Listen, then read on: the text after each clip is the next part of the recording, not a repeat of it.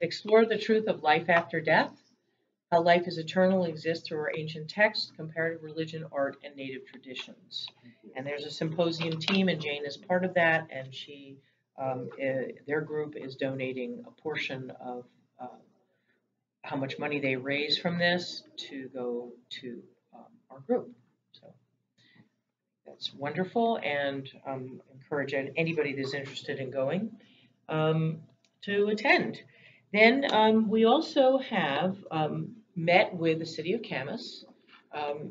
Peter Capel is an administrator with the city, and he met with Jacqueline and Susan and I on December 15th, and we talked about becoming a Bee City USA city. So there is a nonprofit, Bee City USA, that is based on the East Coast. It's actually out of Asheville, North Carolina. And when you become a part of this organization, either a municipality or a campus, a college campus, you are promoting safe places for bees to survive and flourish. And that includes reduction of use of pesticides and plantings of bee forage and placement of boxes like the boxes that I'm going to explain in just a minute, as part of Barry's project. Barry has developed this beehive that we're calling Bee Haven, and I'll talk about that in just a minute. But when we met with the Camas administrator, he was very excited. He really wants to do this. Yes, and Jacqueline and Susan are going to meet with him, talk about the changing or the addition of rules for hobby beekeeping in Camas, and he needs suggestions. And then they're going to present to the city council at one of their meetings coming up soon, so that they can vote on Camas becoming a bee city. And when that happens, a lot of other things are going to happen. One of the things that we're going to be doing is promoting the partnership with Because, which who are the people, they're out of Charleston, South Carolina, and they provide grants for observation beehives in schools. And so this is something that Pixie was involved with out in Washougal, and Susan was involved with.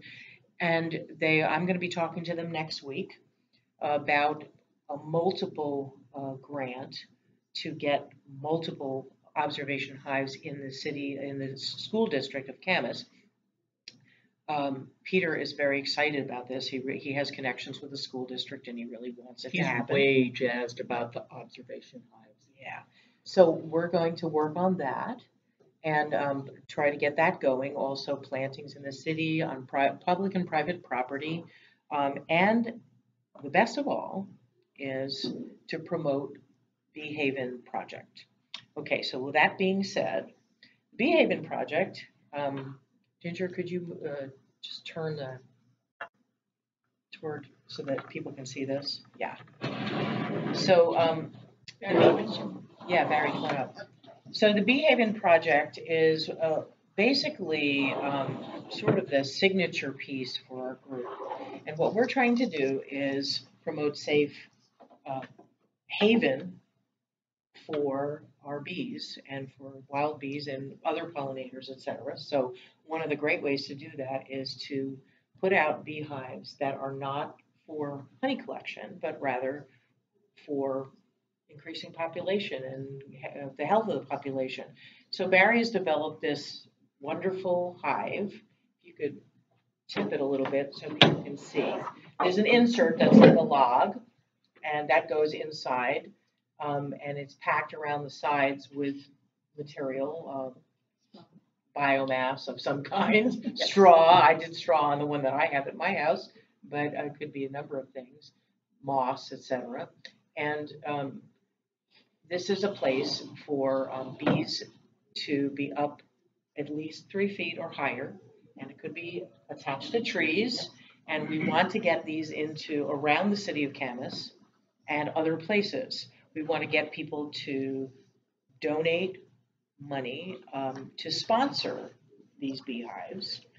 And we're going to wood burn the names of the donors on the outside so people can see it. We want to put signage up and get plantings around them and make sure that people understand what this project is all about. And so as a result of this project that we've been working on, we're also going to have a campaign on fundraiser, which is another crowd fundraising group. And I met with them digitally. I had a conference online with one of their consultants so that could figure out how best to get our group on the map with this project. And so they've got great ideas. They have all kinds of options, and we're working on that. I've got that partially done. That'll be done probably in the next few weeks after we take pictures at Barry's place. And we're asking people to donate money for 3 things. 1, for the hives. 2, for materials, supplies, and equipment, because Barry is using his own equipment, and we'd like to get stuff that's specifically designated for this project. And then the other is to help anybody who would like to be a part of this project that has to travel to do the monitoring, which we're going to do 3 times a year. If this would be for gas money or anything to help with that. So not everybody needs that support, but there will be some people that are volunteering that want the support, and that would be the funds as well. Yes? Do we know what the cost is to build the hive? Roughly, yeah. If I get, because most of the bees that I built so far has just been out of recycled wood, out of pallets I've broken down. And the other materials involved, it's about $40 to $50 probably. And then if I would have to buy the wood, it would probably be another $30 on top of that. So Labor? Well, yeah, that's excluding my labor and my slivers. But that's okay.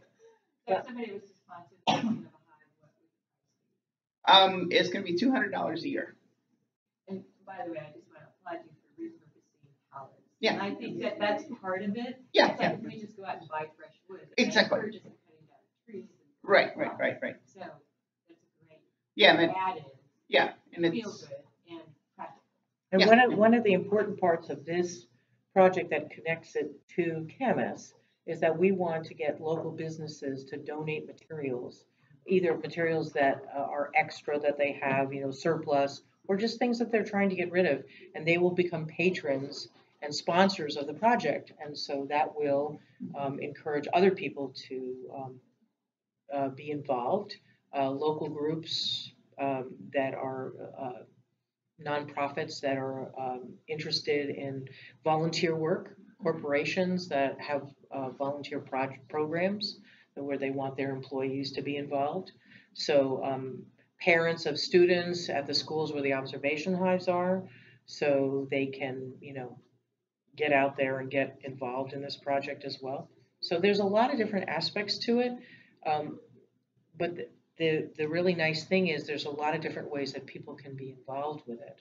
And if people put their volunteer time in, we're going to log that, of course, at a certain hourly rate, so including Barry, so that we can, at some point, it would be nice to, to get support for that as well. Yes? Really, you have a lot to share. I'm excited about this. And after the meeting last meeting in November, when you brought the brochures, those beautiful brochures of time shared, people were very excited about that.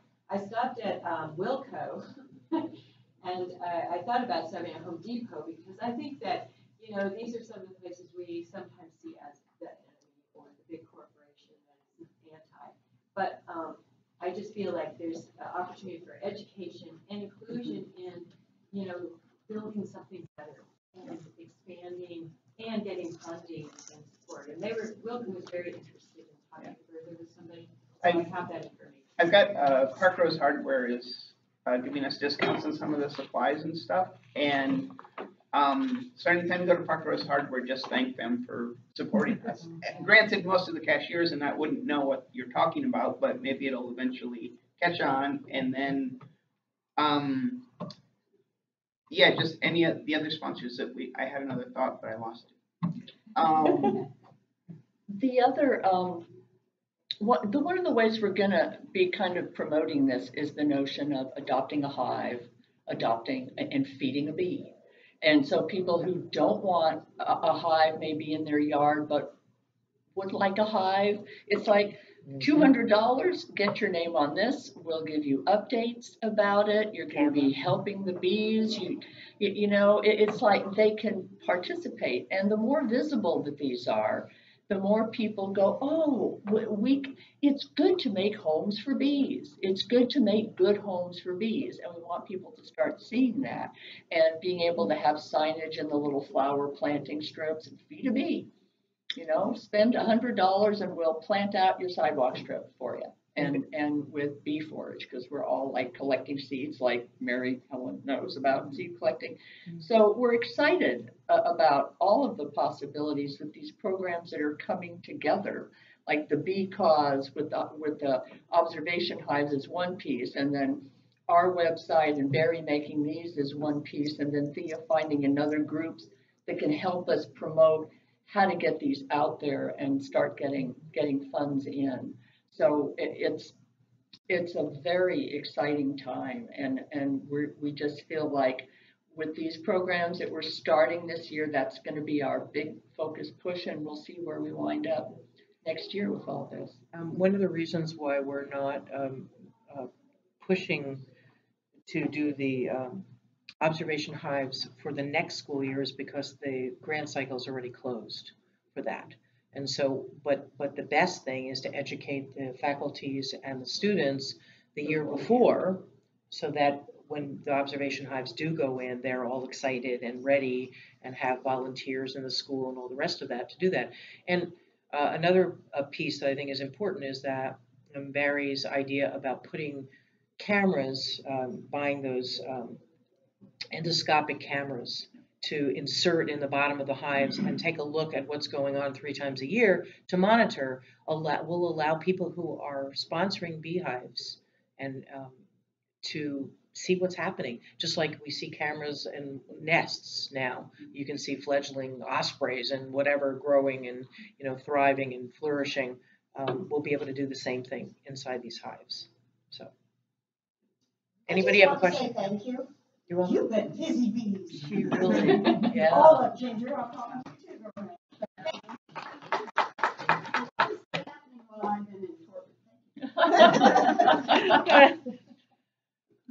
Are you done? Yep, I'm done. Ryan, do you want to come up and talk about this initiative? Glad to. Sure. Good. All right. You want me to stand here? Is that the deal? Yeah, so that people Okay.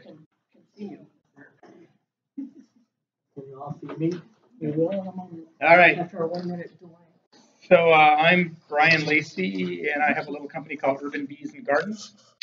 And after reading about the amateur German entomologists in a protected part of Germany, noting that in the last 27 years, 3/4 of the biomass of insects had disappeared, aside from choking back tears, I was also like, I got to do more. Got to do more than just talk about it. So, and I have been talking with some different people about what to do about it. And the culmination of it is this. There are sort of 2 disparate but connected ideas that are forming. One is in Portland, Oregon, at a school, hopefully, late April, early May, we'll have developed an event for the community of that school to do a little planting, either augment an existing garden or start a new one.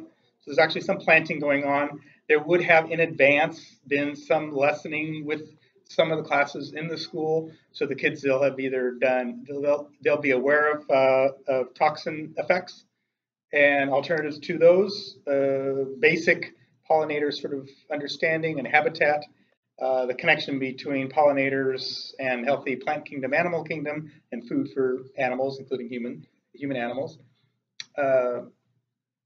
And there might be a little bit more involved in that, but that's sort of the idea. And my goal would be to invite media that would come and recognize, and the kids are being acknowledged for the input they've done. We put in this garden, and ideally there's sort of a plan for the whole rest of the year for that garden. So the pollinators, whether they're mason bees or alkaloid bees or honeybees that are in the neighborhood that have been tracked, that there's an ongoing activity for those kids at that school. Yeah. Middle school or elementary? I was thinking elementary, but it depends a little bit on where the really strong connection is with the school. You know, principal, teachers, community. So a blend of neediness in terms of like, hey, these zip codes have got a lot of programs, and these zip codes have none. I'd much rather serve those that are, you know, on the lower end of the, you know, scale as far as monies for yummy programs. So that's one thing. The other antenna is a bigger, longer, just focused on reducing or eliminating the toxins to bees in the Portland metro area. You know, I know I'm in Camas, but this just bubbles out. So talking about doing grassroots work, working with organizations, sisterly organizations, civic leaders at various levels, from neighborhood association on up to, you know, mayor and metro people, and using carrots and sticks, using honey and vinegar to step up the program. So we said, if by this certain date, given what we're bringing to you as far as why we should do this, why we can use other methods, if you're not doing that, then we're going to turn up the flame a little bit. So I'm all about not backing down and saying, oh, well, you said no, well, then we'll go away. Quite the reverse is, no, we are here to stay until we see these chemicals eliminated or at least reduced. So those are two things. If you want to find out more, you can email me at ubagpdx@gmail.com or look up urbanbeesandgardens.org. Those two ways are, and then just do a search for, and you'll find the information there. Awesome. Any other questions, or is that it? That's exciting. Yeah. It is exciting. So Yeah. it's very incipient. So I'm really looking for people not with ideas, yes, but who are there for you know, meetings, for planning, for strategizing, for the sort of the nitty gritty. That's what either of these two ideas need more than anything else. Well, Thanks. Then go for it. Yeah.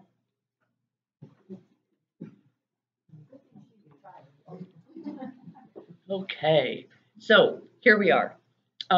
Next month, what do y'all want to do? You want to do bait hives, or do you want to do paper mache fake wasp traps?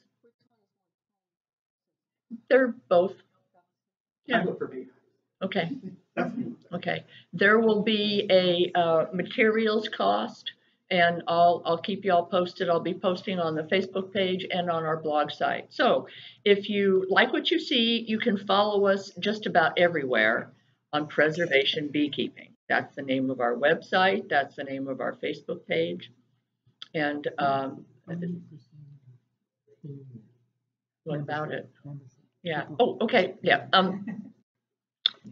This is a new year. We have a new membership program, so it's not tracking people who signed up last year, right? But this is new year, and we want to get you all into our system.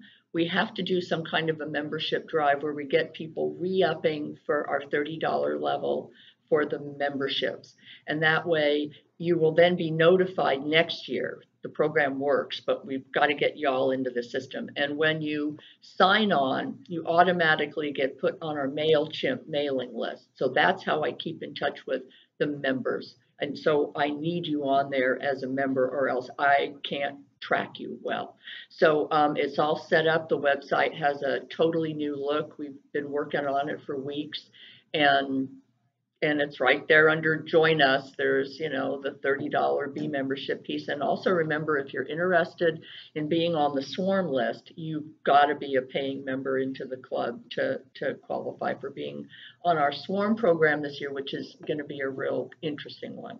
So please, the information's just going to come Facebook, Preservation Beekeeping, and on our website, Preservation Beekeeping. So, you know, have them sign up there so that you get all the exciting updates and don't miss a darn thing. And yes. Like and subscribe. And if you liked what you saw, and even if you don't, please like and subscribe to our YouTube channel. And we'll see how this went. And maybe next time we'll do Zoom, or maybe we'll stick with this. We'll see how this goes and what comments that we get back.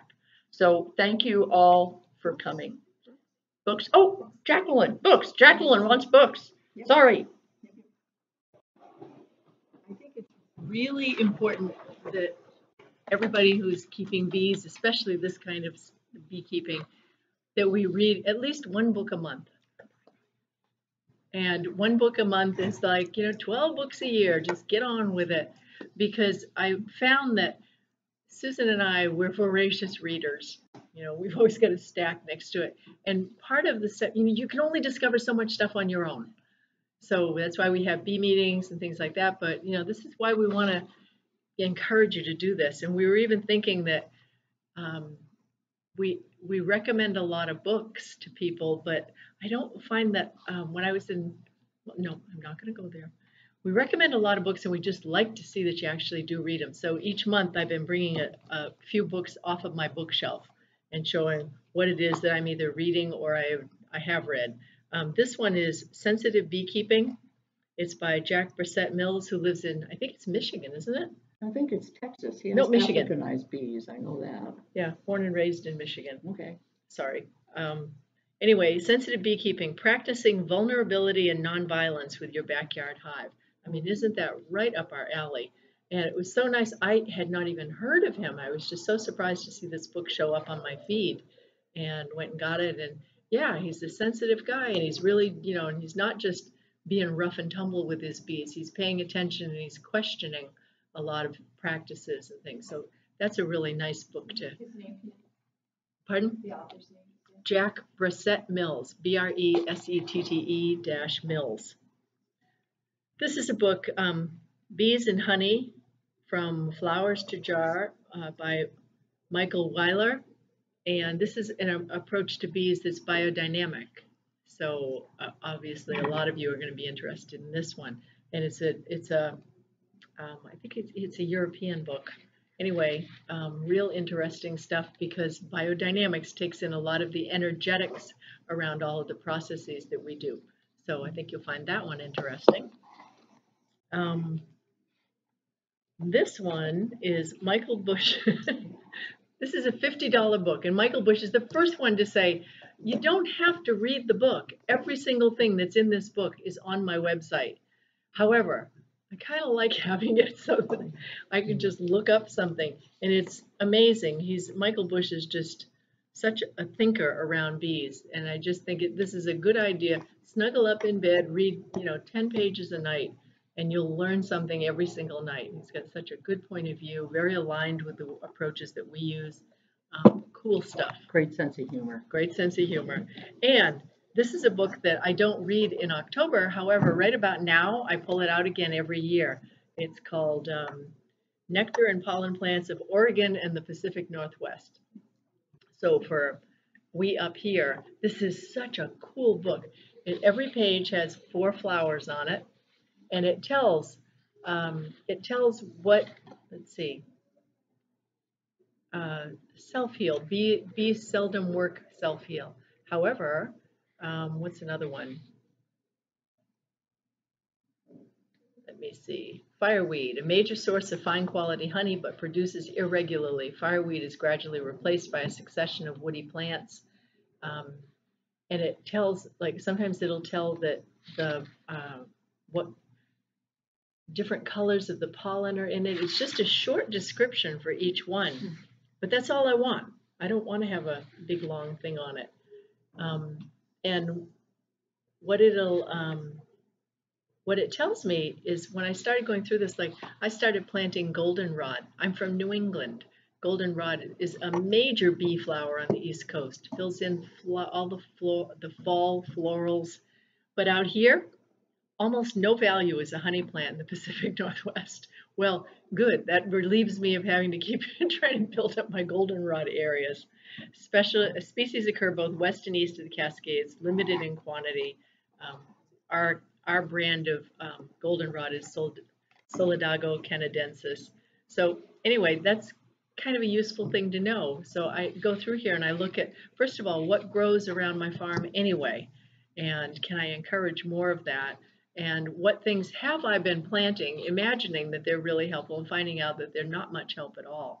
Maybe I could put my efforts in a different direction. So this is really one of the more useful, what do I plant? How can I help create the environments that will encourage these kind of pollen producing plants to grow more?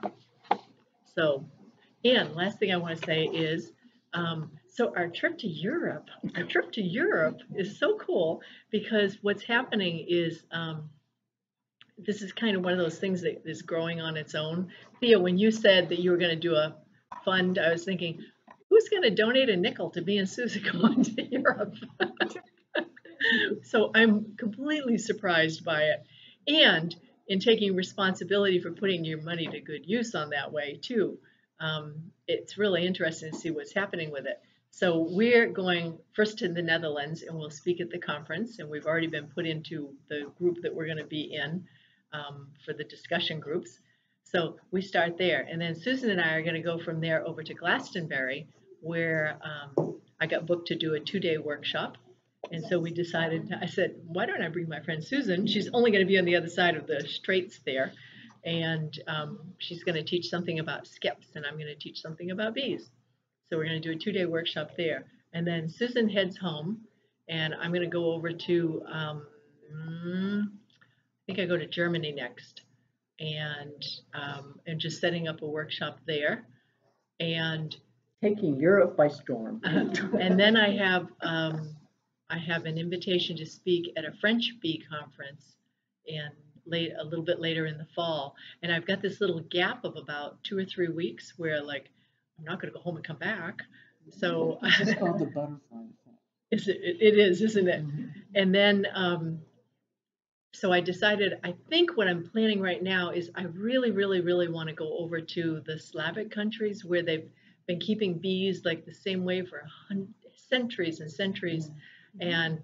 And I'm still trying to convince my friend Susan to hang around a little bit longer with me and go over and see, and then write up something about, these are the things that I've learned over there, keep our blog going and stuff, about how we can, they already do this. This is old hat to them. They're already doing these kind of things. So I really feel like that would be a good use of my time to go over and do that. And a really cool thing, 2 days ago, I got, my book is now in English and French. Yay. And it's being translated into Dutch. And I just had someone start the process for translating it into Swedish. But I looked at the European map. I got to tell you, I didn't pay attention in geography class. Sweden is way over there. It's like near nothing. So frankly, I don't think I can figure out how to get to Sweden. Sweden's like going from Baltimore to Nevada. It's just not close. I'm not in the neighborhood, whereas all the other countries seem to be relatively close.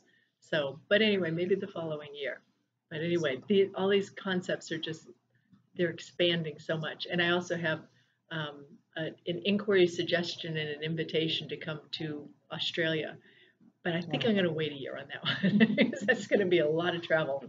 So this stuff is so great. I'm so tickled about the fact that so many people are really wanting to do bees in a good way, a way that isn't just advantageous to humans, but is really advantageous to these little guys too.